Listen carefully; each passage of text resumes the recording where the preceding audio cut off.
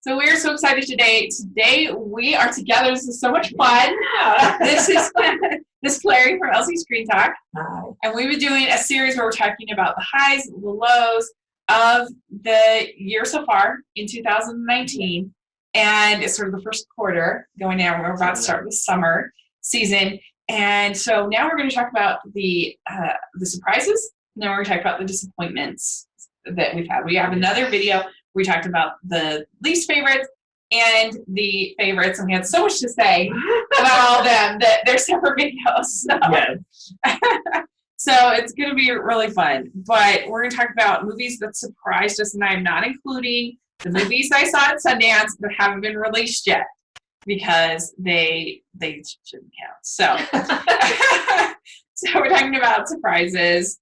And what do you have as your first surprise? So my first surprise is going to be the earliest one released in the year, and that is The Kid Who Would Be King. The biggest part of the surprise here was just that those trailers looked really terrible to me. I was like, oh my, what are we getting now? Why do they have to drag King Arthur through the mud yet again? Well, I say that, but secretly I liked King Arthur from Guy Ritchie. But this one, I really was like, oh my, these effects, I'm not sure. But it turned out to be a really fun, adventurous family film. We have a really strong performance from our central character. Sir Patrick Stewart is wonderful in his very limited performance, but I still think it had kids at the forefront, leading the charge, being the heroes with great messages about that heroship. And it really worked. I thought it was a lot of fun. It's a really action-packed adventure and fantasy for kids. I think this is great for like the 10-year-old range. Our villain, Rebecca Ferguson, I guess you tried, but the script did not help you. But other than the villain, and of course, some jokes here and there, or some things, it wasn't a fantastic movie. But I was expecting pretty bad, and I got a really fun film overall. So I was very pleasantly surprised with The Kid Who Would Be King. Yeah, I missed that one because January was so nuts for me with Sundance and with everything else going on. But I definitely want to catch up on it. It sounds really fun. So one of my biggest surprises so far this season was fighting with my family. And this, I mean, I do love sports biopics, so I don't know why I was really that surprised. But I could care less about wrestling. It is not interesting to me. I don't have any investment in wrestling. It's not something I'm interested in. And so I didn't really care about particularly her journey becoming a WWE wrestling person. But it was about the family that I think really sold it and did a really good job creating this heart. It's a very different kind of family, but I liked her journey and her sort of, she wants to give up. But I thought it felt pretty authentic. And I thought Florence Pugh, I believe is the actress, she did a great job. And that her brother was sort of dealing with his envy. And I thought he was great. And overall, it just had a ton of heart, and it was way better than I thought it was going to be. I completely agree. That one was a shocker for me, too. I really enjoyed it. Yeah. So what would you have next on your surprise? So next, I have another film aimed at people younger than me, and that is 5 Feet Apart. So the latest in kids with terminal illnesses falling in love film. But this one is much better than the recent one we've gotten. It's much better than Everything. Much better than Midnight Sun. So it's definitely one of the stronger. Me Before You, all of that. I think this is much better than all of those. It has a lot of heart, and it really relies on the chemistry of our two leads, and they are fantastic. Haley Lou Richardson is just so likable. I think she just beamed off the screen in this film. And Cole Sprouse was also really good in the movie. I haven't seen him much, but I thought it was really funny. It had a lot of heart. I thought their chemistry worked really well. I also really loved the nurse in this film, which is it's usually a kind of thankless role, but I thought she had a lot of great moments, and I actually thought kind of the plight of a nurse taking care of these kids is a really interesting thing to kind of go through and what kind of toll that takes. So I enjoyed that they took that. Of course, it falls into some tropes. Of course, we have, teenagers finding ways to make extravagant dates in these like crazy scenarios with no money and no resources. But it is what it is. It's a fantasy. And I thought it was a really nice one. Yeah, I agree. I enjoyed it too. It had a ton of heart. It definitely got the feels for sure.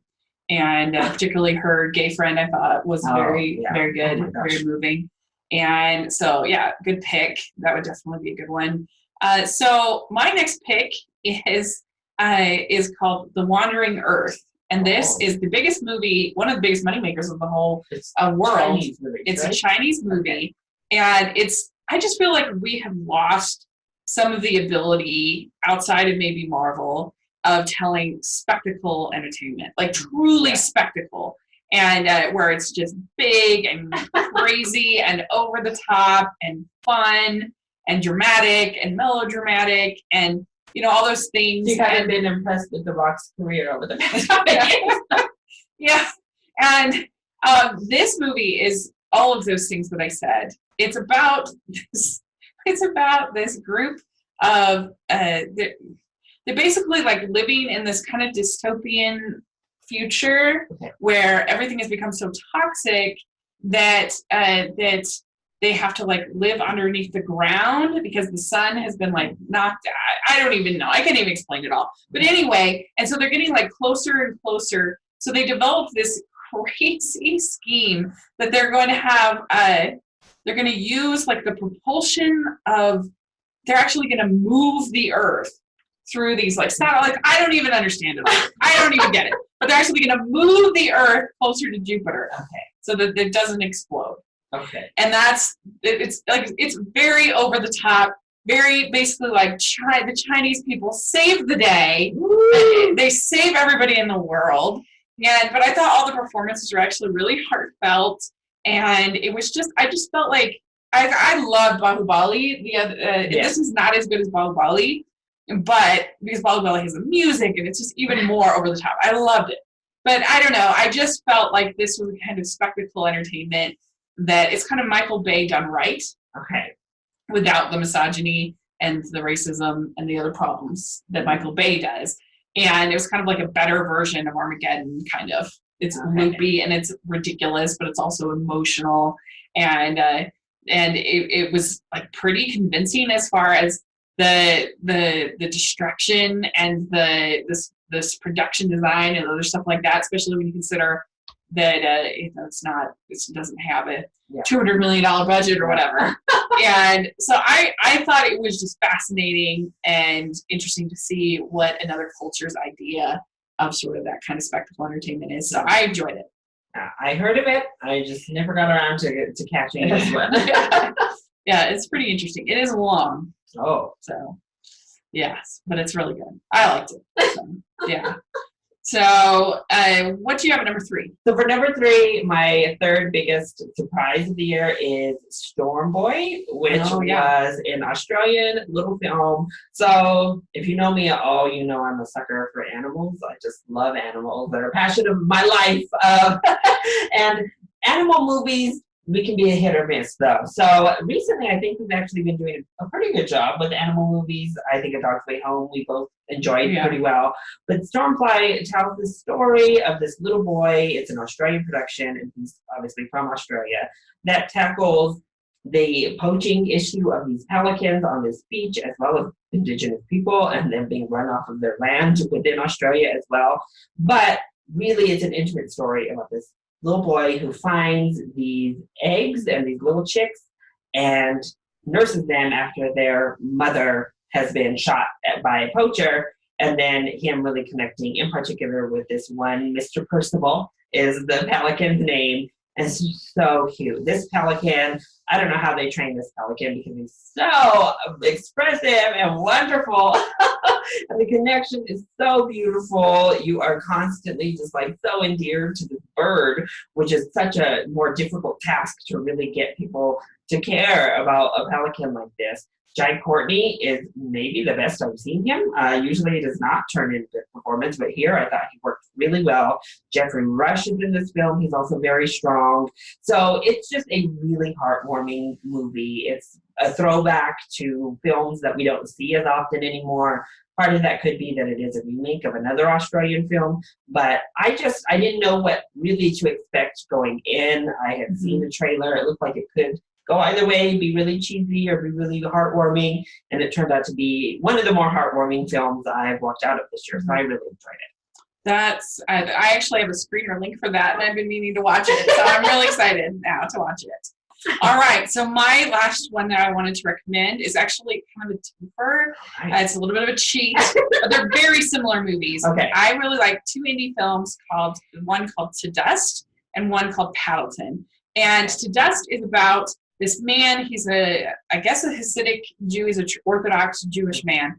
And his wife has died, and he is very, very, very upset about it. He doesn't have closure, and he feels like he had this dream of her, and where he was worried that she wasn't buried correctly, and so she's not going to go to heaven. So he's very upset about it.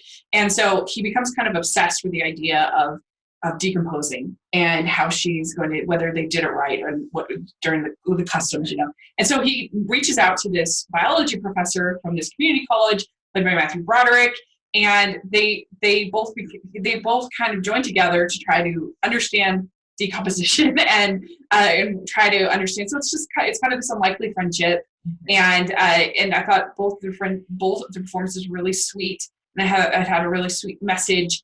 And it does get kind of gross, like they show a lot of things decomposing and stuff. So if you have a weak stomach, then it's probably not for you. But I thought that it was very genuine and from the heart, and I really enjoyed it. And then Pendleton is also about two male friends, platonic friendship. So they're very similar. Pendleton it's on Netflix, available now. It's about sort of Ray Romano and Mark Duplass, and they've been neighbors in this apartment complex for years and years. They've been friends. They get together like every weekend and watch cheesy martial arts films and whatever. But they've never had to be like really challenged as a friendship. It's just always been kind of they've just been there for each other. And they're single men. They're just kind of lonely in their lives. And he announces that he has cancer. So this is just the initial setup. It's not a spoiler. Anyway, and he's thinking about possibly taking the pill that will end so he doesn't have to go through all that pain. Okay. So that he will end his life. And so they have to kind of go through the process together. They go through the experience together, and trying to make that decision when they're going to. What's he going to do? And through the pain, and it sounds really a downer, but it's actually quite funny. And they managed to wring some humor out of the situation, and the chemistry is really good between these two actors. I think they did a really good job, and it's pretty much just the two of them talking almost the whole movie. But it really works, and I think it's nice to have two movies, especially after Green Book, which was more divisive. But I like the fact that we've had three movies really about male friendship, and because it's something I don't think we focus on all that much. Okay. Now, the one I'm thinking of picking is a slight throw Rachel under the bus. Or Shazam. See, I'm going to have that on my disappointment. But go for it. You own it. Own it. Shazam! So, reviews had started to kind of take place before I got to see Shazam. But I thought the trailers looked fine. I wasn't quite as enamored as it seemed the majority of people were coming out of San Diego Comic-Con last year. I was much more focused on Endgame and more focused on Godzilla, King of the Monsters. Those were the trailers. I was like, yes! But so many people were so pumped about the Shazam trailers.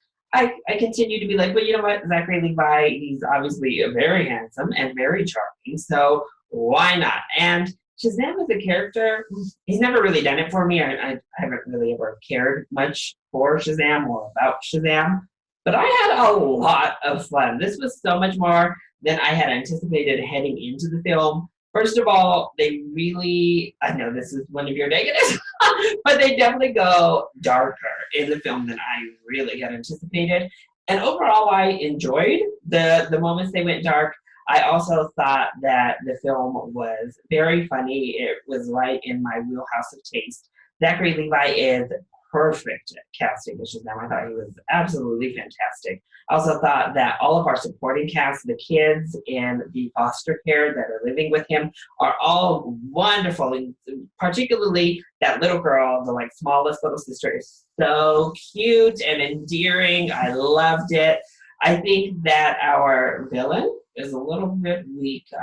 His motivations and really Mark Strong, he does fine in the role, but it's not a lot to work with for him. Mm-hmm. So I definitely didn't anticipate this surpassing Aquaman for me as my number 2, but it's there. I think it is solidly the second best film in the Shazam franchise. I had a blast. I was smiling pretty much the moment it started all the way through to the very end of the film. I loved those post-credit sequences.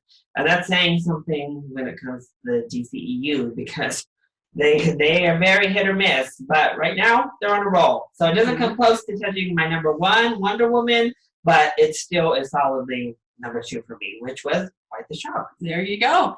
All right, so we're going to talk real quick about our disappointments, things that let us down. So the least disappointing, I guess, of these 3, I did technically give it a fresh rating on Rotten Tomatoes, but it was barely fresh, just because of the strength of the animation was so beautiful. It has a very weird name. It's called I Want to Eat Your Pancreas. And I had heard really good things about it, actually, from the anime community, and that it was a huge crier and to be ready. And it's kind of similar to 5 Feet Apart. I don't know why I have it ranked higher than 5 Feet Apart on my ranking. I need to change that. But anyway, it's kind of similar to, it's in these same genre of romances where in this case it's the girl who's sick. She meets this guy and she starts to kind of be manic pixie dream girl for this guy. And I just thought it was so sappy and it was so and I didn't really like either of these 2 characters. And so it just wasn't my favorite. And the whole name is, I guess that's sort of in Japan, from what I'm no expert, but what I understand is that's like a way of showing empathy and sympathy. Like, I wish I could take what's happening to you and I could like you say, I wish I want to eat I want to experience what you experience. So that's why, and they do explain it in the movie, but the animation is very, very beautiful. So it's worth, I guess, watching for that. And if you kind of want a Fault in Our Stars kind of movie, it's serviceable, I guess, but it was disappointing to me, and it wasn't great. I didn't think, for the hype that I'd heard in the anime community, I didn't think it was that great. It's one I had seen trailers for. I'm pretty sure yeah? it was. Yeah, I did. I think it was before Fathom Events, because I went and saw the Pokemon movie, and I went and saw Dragon Ball Z. I saw another Fathom event early this year. So I think they were showing that one as well. And I was very intrigued by that really weird title. Yeah. I was like, I don't know. So maybe it's good that I didn't see it for Fathom prices. Maybe I'll check it out here soon. Yeah. So that's it's like I said, I did give it a fresh Rotten Tomatoes. It's not awful, but it was my favorite. So for me, the least disappointing is Captive State. So this makes it here because I didn't have overly high hopes for Captive State. But with the cast, including John Goodman and Vera Farmiga, the kid that plays the teenage, middle Chiron from Moonlight coming back, and all of this really cool concept look, I was hoping for a really good sci-fi, and it was just boring. It's not really terrible, but it just looked so dull, and it just dragged on. Some of the effects were really cool. The monsters were kind of cool, and the sound design worked overall. But our actors were given nothing to do. They really had no character development, and we didn't care. That was the biggest problem. They did not connect us to any of these characters and make us care about them at all. So I just found myself to be really bored, and I thought that was a big letdown with a film of the talent that was involved here. Mm-hmm. Yeah, I never saw that, but I heard it was disappointing from a lot of people. So yes. So my next one is, I actually wasn't that excited about it because I didn't like the character designs from the beginning, but I can't help but have it in this list because I always, I'm rooting for Leica. I love Leica Studios and I love stop motion animation, but I just didn't respond to Missing Link. I thought that I didn't like the character designs. I didn't like the triangle nose on Lionel. I didn't like the pig nose on Susan. I didn't like that. I don't know. I just really didn't like the way they designed the characters all throughout. And I did love just the animation as it flowed as they went, and I thought that was really great, and that's the best part about it. But I just didn't find it was funny. I felt like it just kind of, all the attempts to laugh just kind of lay there, and it didn't work for me. And I didn't like, personally, I know I'm in the minority on this, but I didn't like Zach Galifianakis as Susan. I felt like it would have been way funnier if it had been sort of a more gruff and manly type of voice, and then for him to have these sort of effeminate traits with a manly voice would have been really funny. And this giant character, Sasquatch, whatever. And like if you'd gotten like Brad Garrett, I think that would have been perfect, and that would have been so funny to me. But as it was, I just found him kind of grating and just not my favorite. And I just didn't like the movie. I just didn't think it was interesting. I just didn't like the story. And I just, aside from the animation, it just wasn't my favorite. All right. That one, I'm definitely on the opposite side from Rachel on that one. Yeah, and I thought the whole thing with the Emma Thompson Yeti was just like, I don't know, it didn't do anything for me. I didn't like it. And it was disappointing. So what do you have next? The number 2 for me is Velvet Buzzsaw from Netflix. So I was obviously pumped for this film. Like any sort of weird horror film, especially when it's from the director of Nightcrawler, which I absolutely loved, and also starring Jake Gyllenhaal, who I absolutely love. I'm on board. I am pumped.